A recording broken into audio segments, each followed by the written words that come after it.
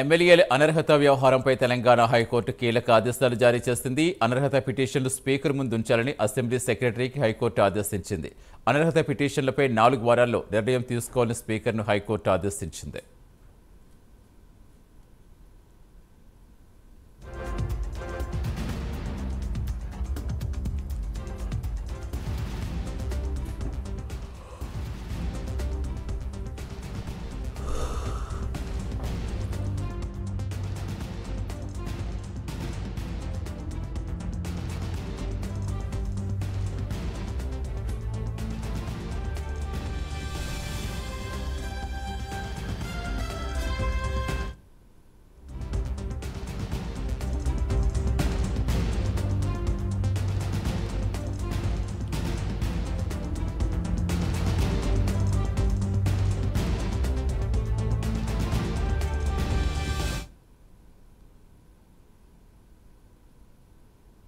Disqualify petitions speaker గారి దగ్గర file చేయడం జరిగిందండి.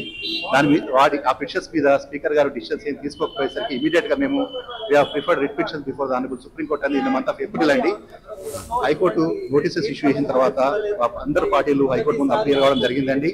తర్వాత స్పీకర్ గారు కూడా సెక్రటరీ తరఫున వాళ్ళ కౌంటర్స్ కూడా ఫైల్ చేశారండి.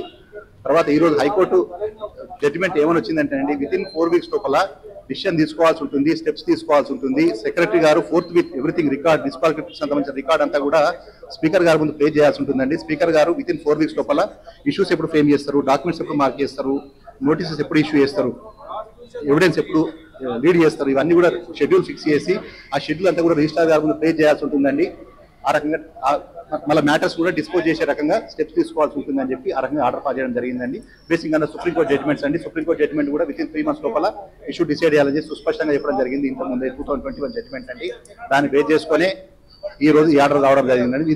File disqualification petition in the month of March and April అండి. బట్ స్పీకర్ గారు డిసిషన్ తీసుకోకుండా మ్యాటర్ని అలాగే పెండింగ్ లో పెట్టి ఇంతవరకు నోటీసులు కూడా ఇవ్వలేదండి. High court writ petitions Danam Nagender గారు, తెల్లం వెంకట్రావు గారు, తర్వాత కడియం శ్రీగారు గారి మీద వేయడం జరిగిందండి. Apart from these 3 petitions we have filed 7 more disqualification petitions before the honourable speaker అండి. ఆ పిటిషన్స్ అన్ని కూడా స్పీకర్ గారు పెండింగ్ ఉన్నాయండి. దాంట్లో కూడా నోటీసెస్ దేంట్లో కూడా ఇష్యూ చేయలేదండి. ఈ జడ్జ్మెంట్ అన్నిటికీ అప్లికేబుల్ అవుతుందండి. అన్ని డిస్క్వాలిఫికేషన్ లో కూడా సిమిలర్ గా స్టెప్స్ తీసుకోవాల్సి ఉంటుందండి. ఎందుకంటే speaker is the authority. Speaker is the chairman of the 10th schedule. Speaker is the competent authority to adjudicate the issues and Speaker is bound to act and disqualification petitions.